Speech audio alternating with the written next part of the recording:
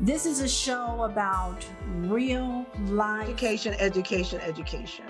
You know, I think that it's long past to say hush hush when someone gets pregnant. That piece of legislation took almost 2 years across two different sessions of the General Assembly. You're right to continue this talk about mental health. You're right, because it's something that needs to be addressed every day, not just one day. Real people.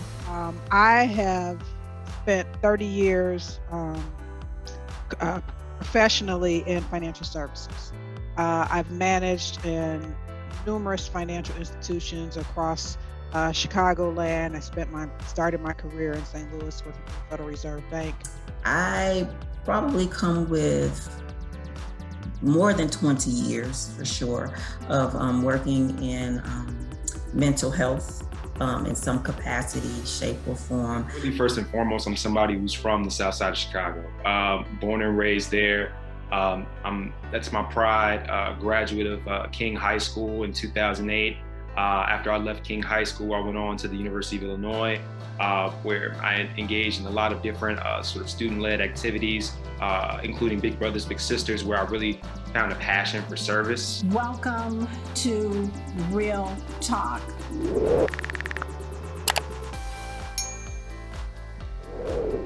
Happy Friday, everyone. Welcome to Real Talk. I'm Merle Huckabee. As you know, I like to talk about real people, real life, real issues. This is Real Talk. Today is July 30th, 2021. Can you believe we are almost done with July and into August? Where has the time gone? I mean, my goodness, it looked like the summer just started, but we know we got a little bit of a minute going still, so we're gonna enjoy it. It's a beautiful day here in Chicago. I don't know about you, but I'm glad to be here, glad to be alive. I'm gonna add another one to it, and you'll see why I'm saying this later in the show. Glad to have a roof over our heads. That is a blessing when you have a roof over your head. We are blessed in the midst of it all. This week, we saw the Olympics. We saw two of our queens competing in the Olympics.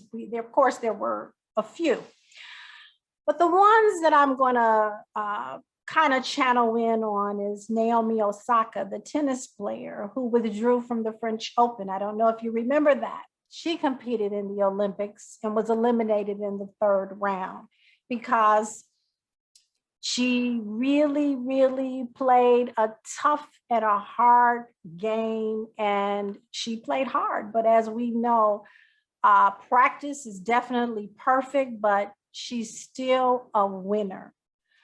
We also saw gymnast Simone Biles, who withdrew in the middle of her performance because she wasn't feeling up to par. She came back to cheer on her USA teammates to silver status. Simone Biles cited mental health as part of the reason she withdrew. The pressures of competing in such an event, we can only imagine, is of great magnitude. We stand with these queens and support them as they continue in future competitions and endeavors. They are truly winners because only a few get to compete on such a level as the Olympics. Today, I want to we're going to talk about mental health, but there's another subject I want to bring more awareness to, and that's homelessness and the impact of mental health. Before you decide this subject is not about you or you will never be affected, I want you to stop a minute because I believe that we all may know someone who is homeless. Most homeless individuals end up homeless because of circumstances beyond their control. Take COVID-19, for example. The pandemic displaced a lot of people, and I think we're going to still see some staggering numbers coming from that. But there also can be circumstances such as death of a loved one or the breadwinner of the household, someone who the main support is being provided from, that you lose, or perhaps they get sick, and sometimes a costly illness such as cancer, such as having to go through chemotherapy. Those can be very expensive and really take a toll on finances. Sometimes people end up homeless because of domestic violence, loss of family support, and the list can go on and on and on and on. All of this can directly impact your status of where you live, but also your mental health. We talked about mental health in our Mind and Body and Spirit series in May and June. If you missed those episodes, go back and look at episode 4, 5, 6, and 7. I'm sure you will agree that we still need to continue on the topic of mental health. The subject of homelessness. Homeless, according to Merriam-Webster's dictionary, it says is having no home or a permanent place of residence. Another definition, without a home and therefore typically living on the streets. I want you to know that when I took a look at the statistics of this topic, as of 2020, HUD estimated that there were more than 580,000 individuals who were considered homeless in the United States. It is said with the pandemic that number is increasing. Of that 580,000, about 106,000 children were considered homeless. Closer to home, here in Illinois, they have recorded at least 10,000 people who were considered homeless. My guest today is going to shed some light and talk to us about homelessness. She's going to talk to us about mental health. She is a mother of 4. She is a former educator. She is a caregiver. She is an ordained minister, and she has been homeless for nearly 20 years. I want to welcome to Real Talk, Monica McCracklin. Monica, are you there?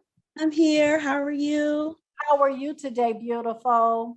I'm blessed. I'm blessed. How are you? I am well. I am well. Would you tell our viewers a little bit about you, your background?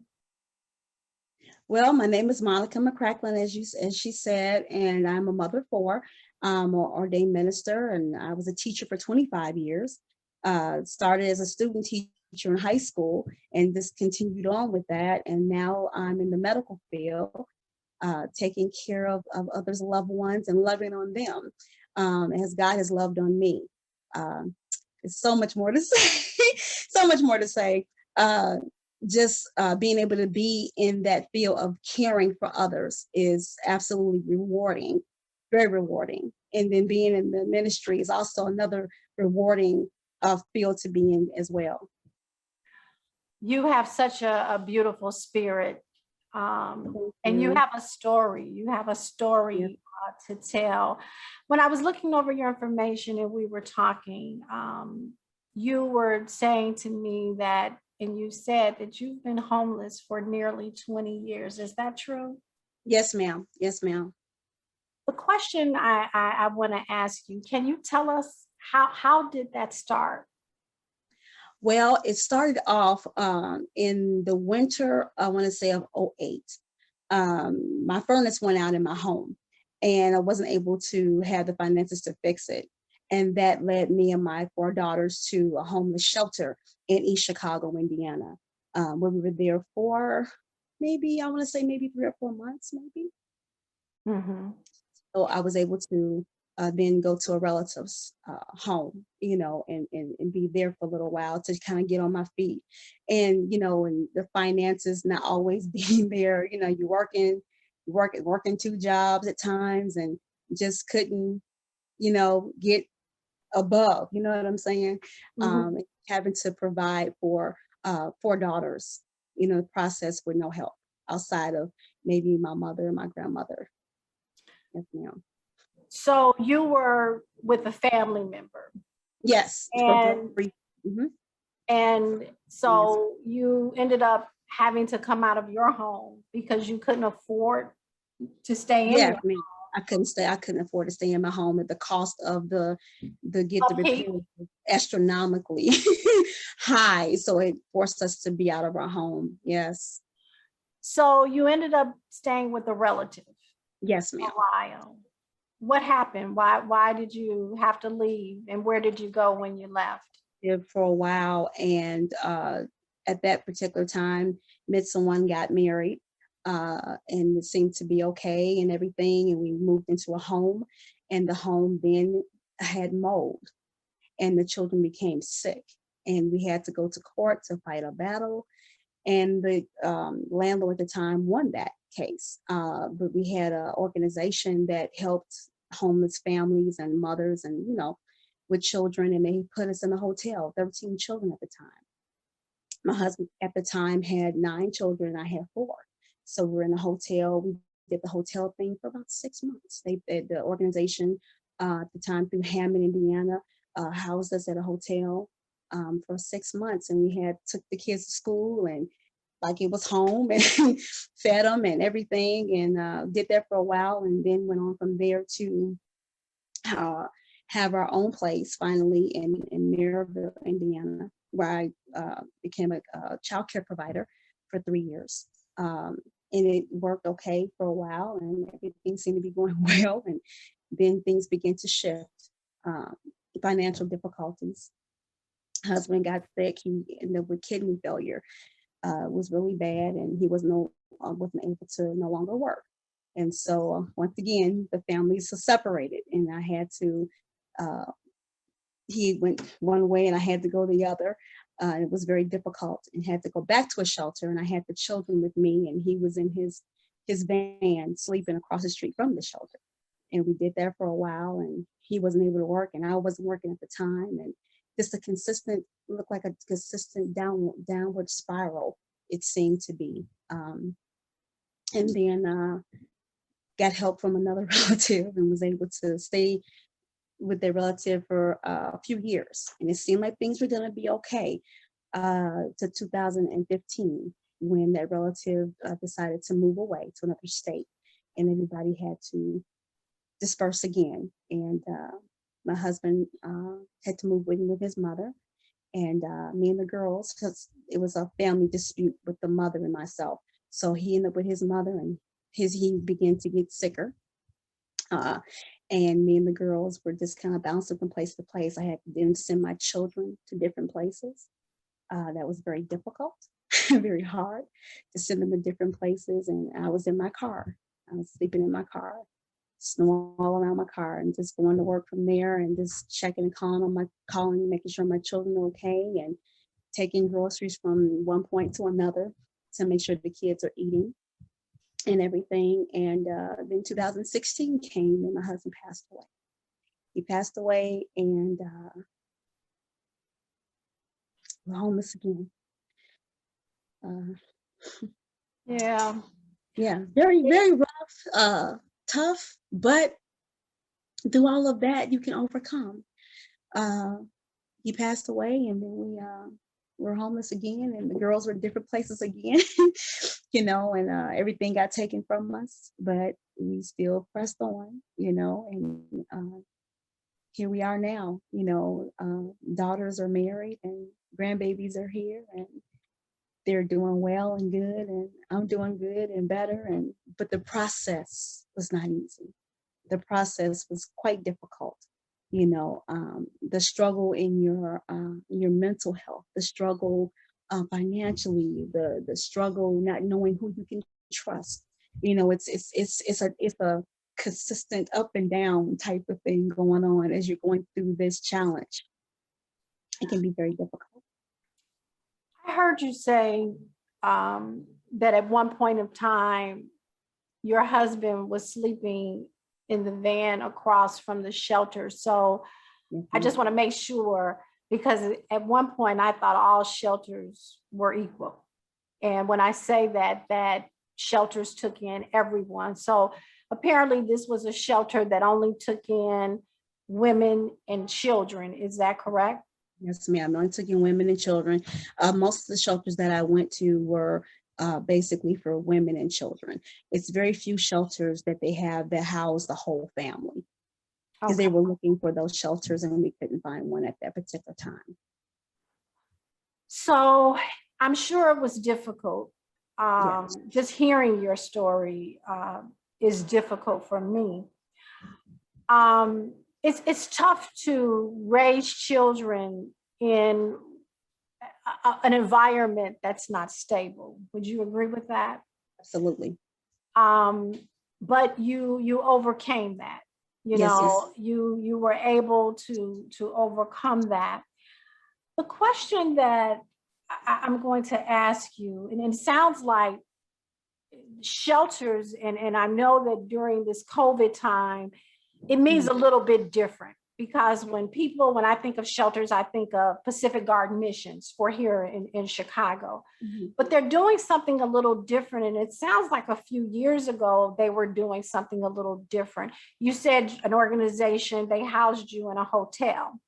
Yes, it was a housing organization that if you had situations with landlords, they would help you until they fought the case for you. It's like a pro bono type organization where they fought the case for you and you were waiting for the court and all that. They would house you in a hotel until that court date came up. And then after the court date, whatever the decision was, they would still try to find you adequate housing if they could. So again, all shelters are not equal in terms of the resources that they provide. Rather than that, correct? That's very correct. Some shelters are strictly for women that are abused and they won't take you. And then there are some shelters that are just for mothers with children. And there are even some shelters that won't take boys up to a certain age. So if you have a son that's 17, which is still being a minor, some of them won't take the boys either if they're at a certain age. Wow. So thank God you had all girls. Yes, ma'am. So yes. Everybody could stay together. Everybody could stay together. Oh, so wow. that was a very and then when you're in certain shelters, you don't know who all is around. So you're concerned about their safety. You're concerned about who they're talking to. Most shelters make you keep your kids with you at all times. If you go, downstairs to the kitchen to cook, you have to have your children with you.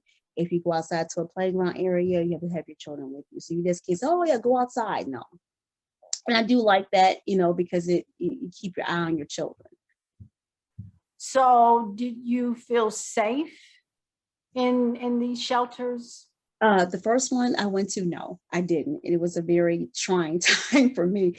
That's why when it happened the second time, I went back to the same shelter.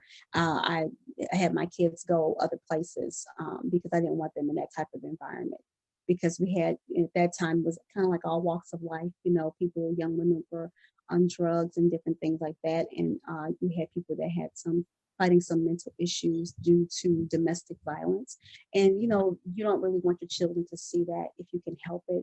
So I've sent my children as far as California, just so they could be okay, just so their mental state, they wouldn't have to deal or see certain things that they weren't ready to see. So first of all, I'm understanding what you're saying. You had to separate from your children. Yes, and it was very difficult. The first time that I was homeless, I had just had a newborn baby when the furnace and things went out in my home. And I had to send her with her father, and then the other two went away, and the one was with the godmother. So I was able to check on them. But a mother, you want your children with you so you can watch what's going on and you can kind of monitor what's happening with your children. I was not able to do that for many years, even as they got older and they began to, we were still kind of facing this challenge of homelessness. They would have to live with friends. Friends, I would go to their mothers and, I would bring groceries and try to give them any finances I could to just to say thank you for, helping me with, watching my children. Would you say that prior to homelessness, you had a normal life? No, because when you're in a shelter, you have to go by their guidelines. And so they have their time frame. So you can't just be out. So you have to let them know where you're going and say where you're going. And some shelters have a curfew.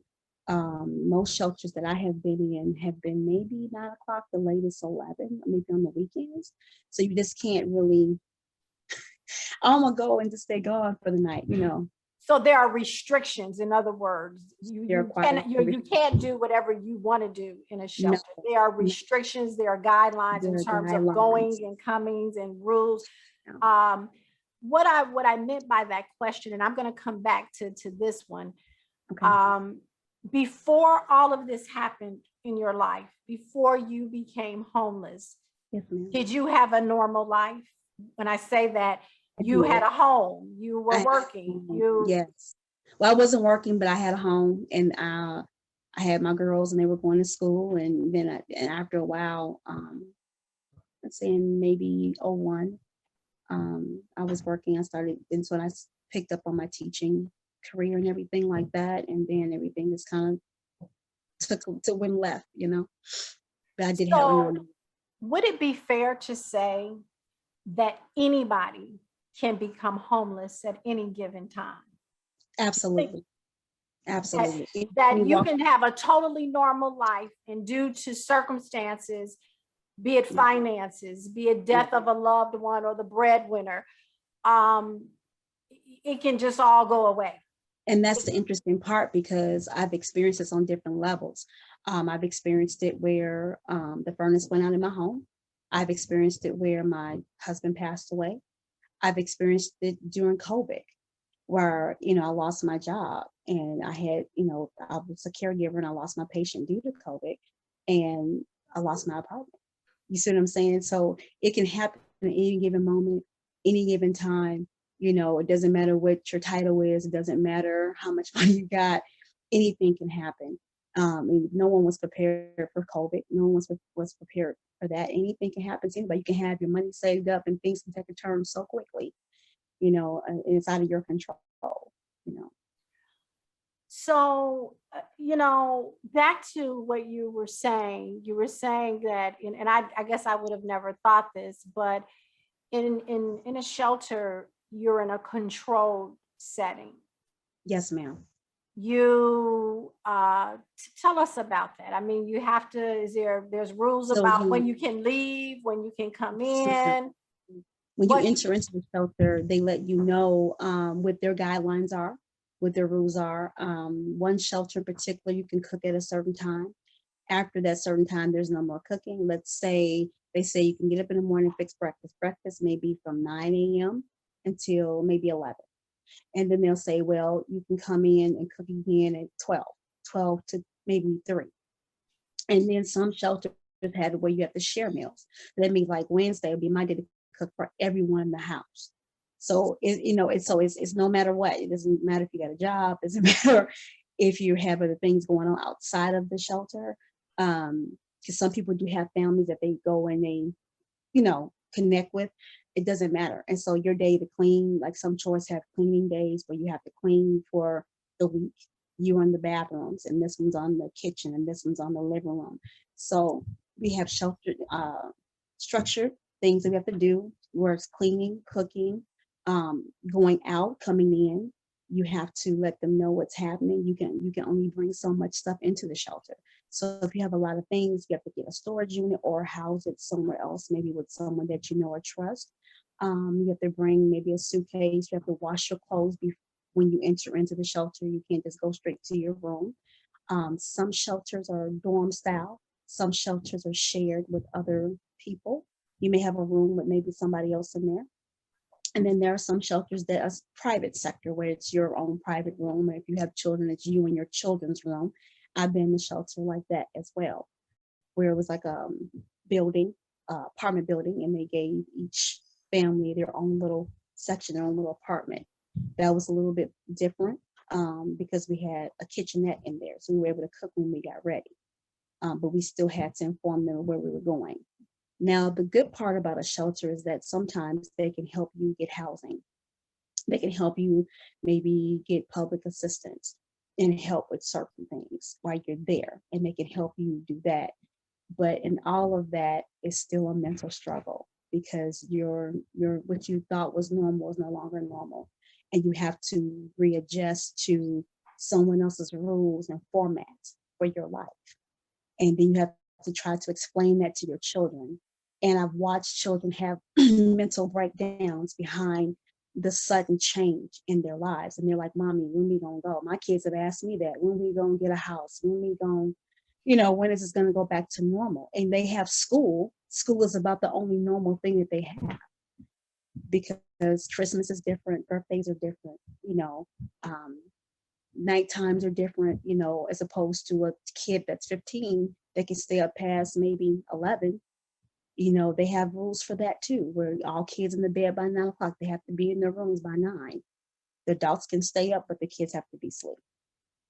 So you Wow. see how Your guidelines.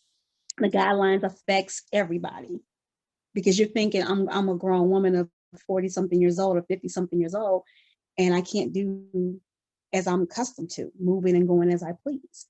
And you have to kind of humble yourself and do what you have to do to get back to some type of stability. Most people who may be watching this or would say they would like to believe that if ever they became homeless, that their family and friends would take them in, that they're pretty sure that they can count on their family and friends. What would you say about that? I would say yes and no. Yes, you can. You probably do have family members that can do that for you, and God bless you if you do. For me, it was a struggle. My grandmother, who is gone now, was a very instrumental person, senior. So she lived in senior building, and she wanted to help us. She would let us stay or come take a shower, eat, and then we would have to leave. We could probably spend the night, or maybe 2 nights, but not past a certain amount of time, because then they would, the people in the senior building will, of course, frown upon that, because we don't live there. So she would try to help us, and you have people that have apartments, and people can't stay past a certain time, and you can maybe stay a week or so, and you got to move on.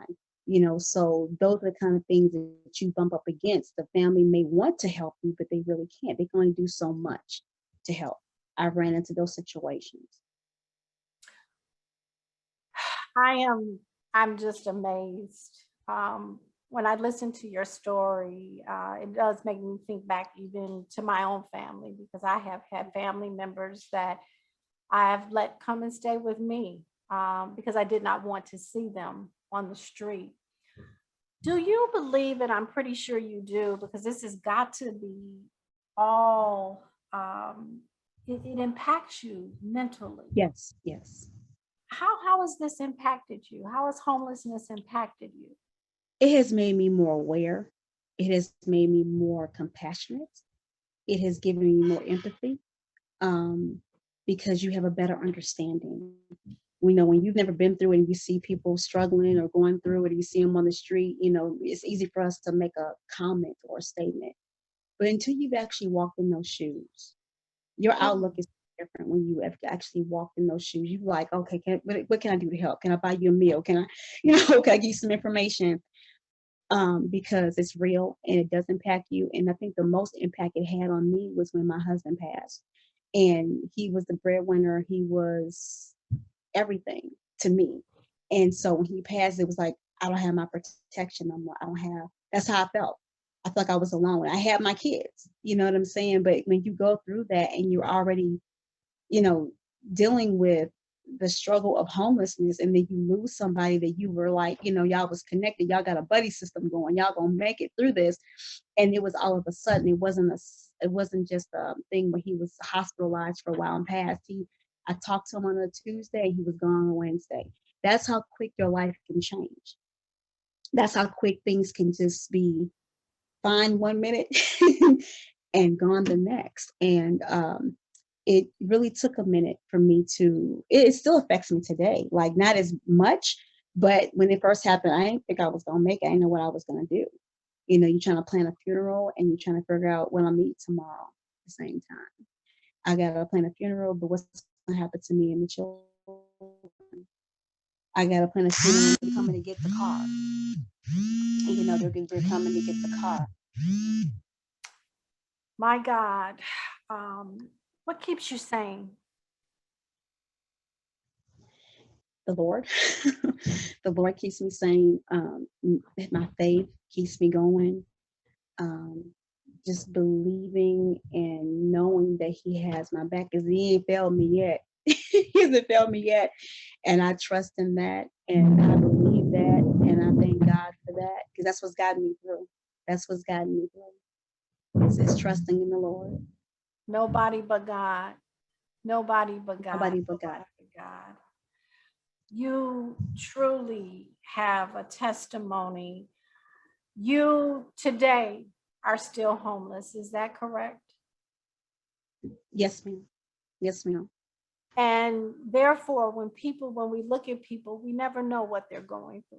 No. I think I was raised, and my grandparents and my mom used to say, you can never judge a book by its cover. Absolutely. And you absolutely try to keep yourself, you're just beautiful. You're gorgeous. God is so good. Thank you so much. That means You a know, lot. when I met you, it was hard to believe, but I like the fact that you trust God. You keep Yes, pushing ma'am. forward.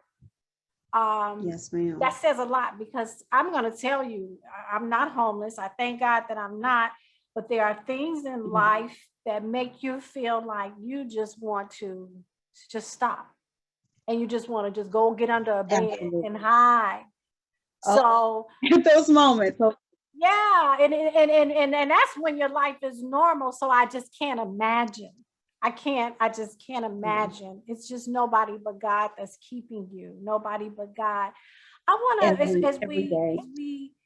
as we began to wrap this up, I want to ask you something. Do you feel that you've been able to get the level of health care that you need, and screenings and services? I have been able to do that. First of all, you know, because after that first little hurdle that I went through, the struggle trying to get health care, and you don't have kids, you have to send my kids away, you know, for a time. It's a struggle at first. Now it's a struggle. I can get everything I need, dental, health care, food, you know, it's not a struggle. And that's the part that I would say is the thing about the shelters, because they do help you with that.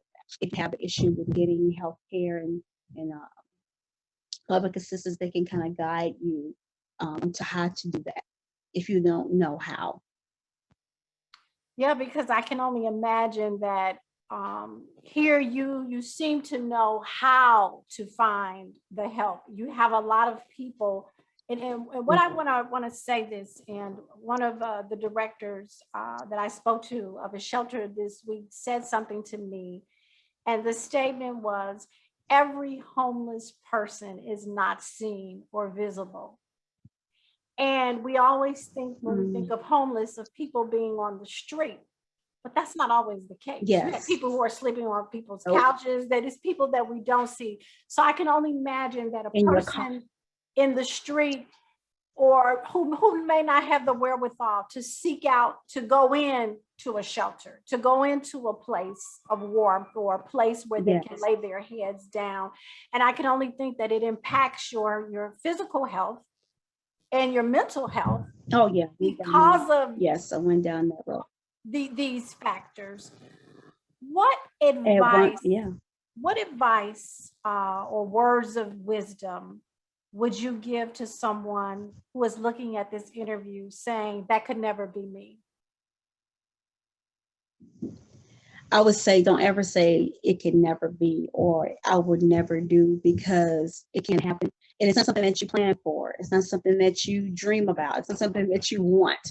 It's just called life. And life can be one of the best teachers. And that was one of the best teachers for me, was life. I would never say I hated that I was homeless.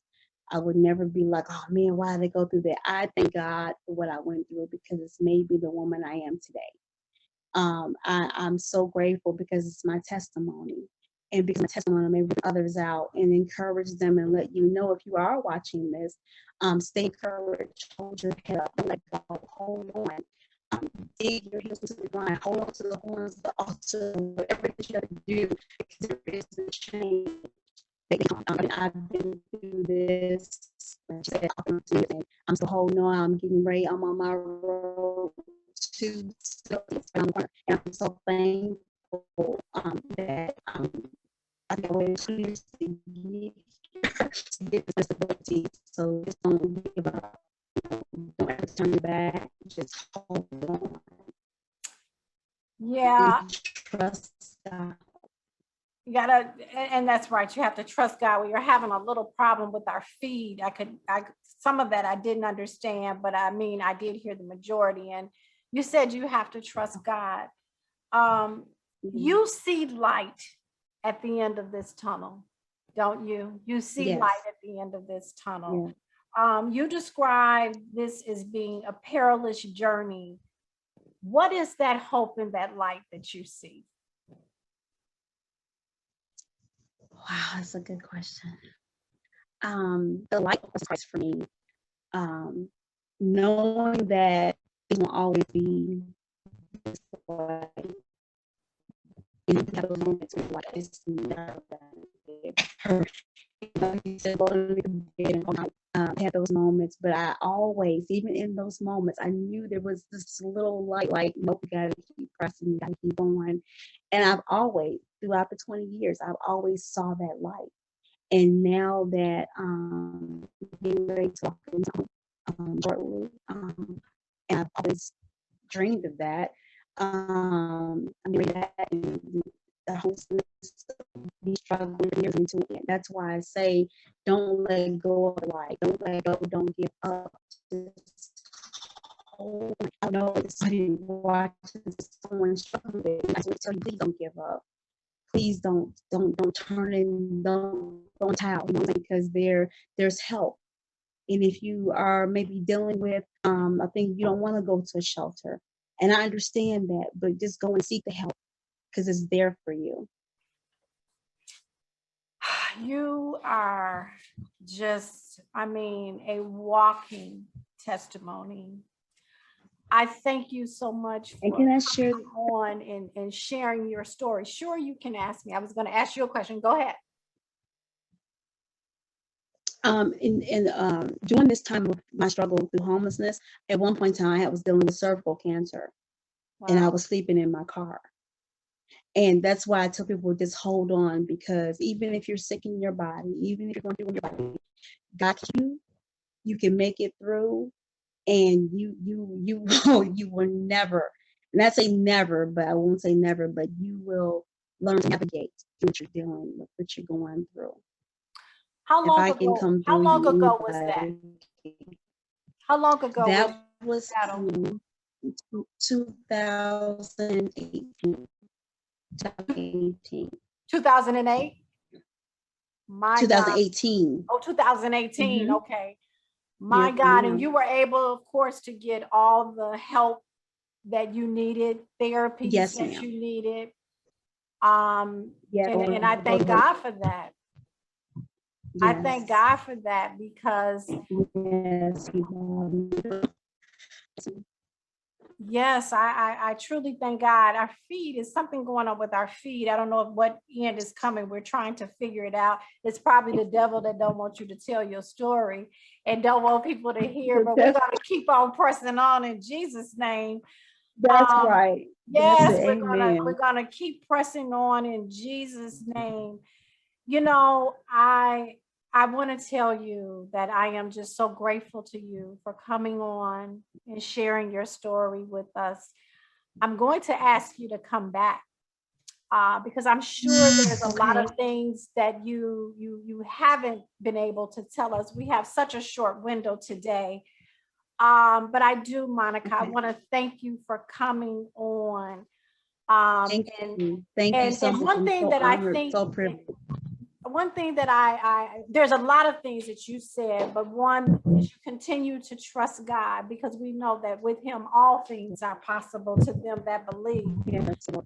The other thing that I want to share is there's an old saying, an old adage, and I think it's something like we're all just one paycheck away from being. One check away from homelessness.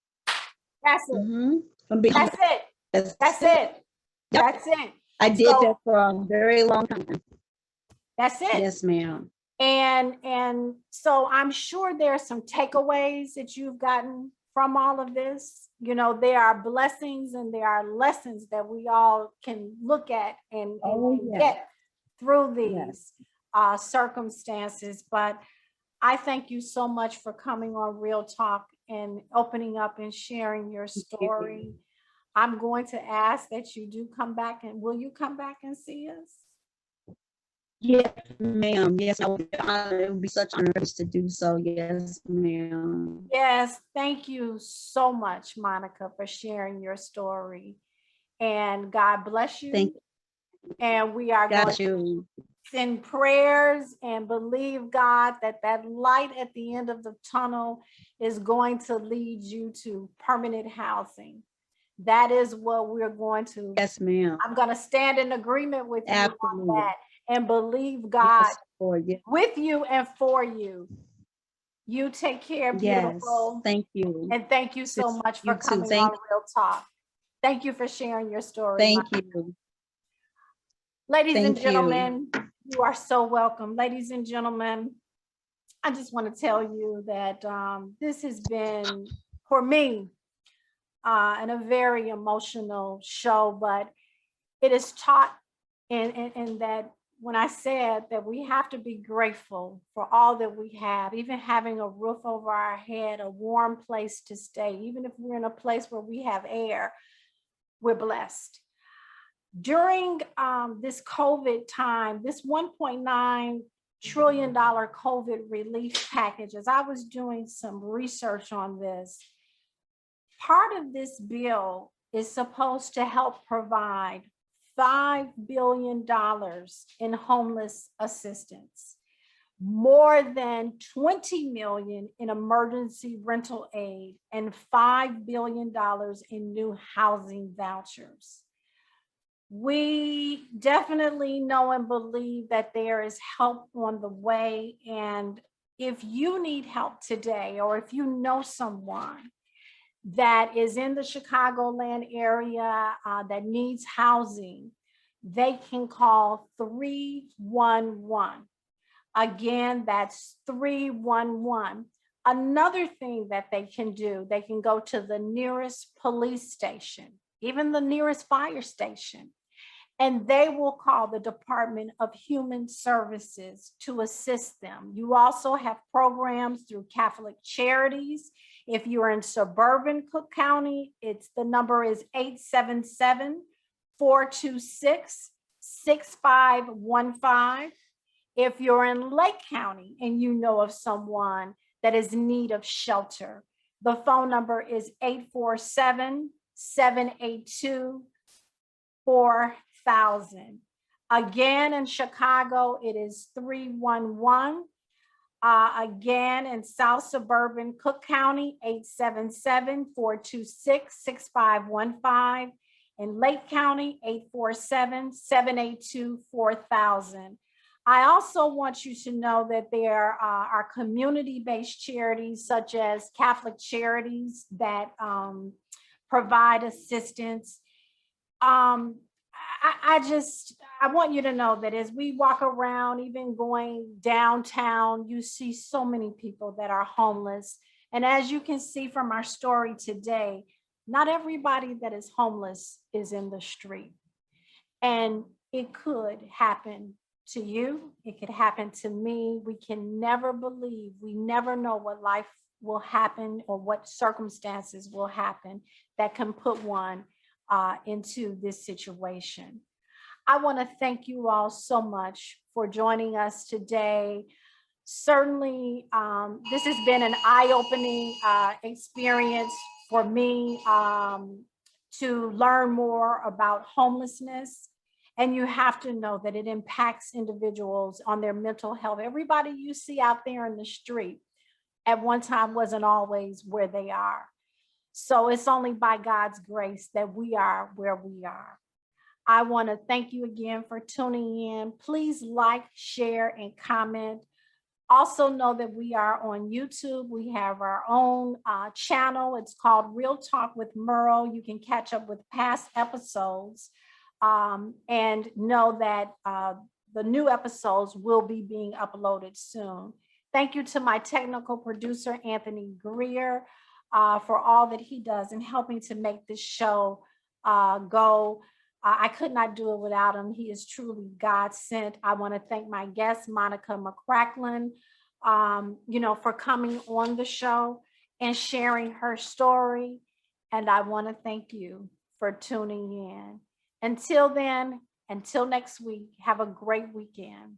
God bless you all.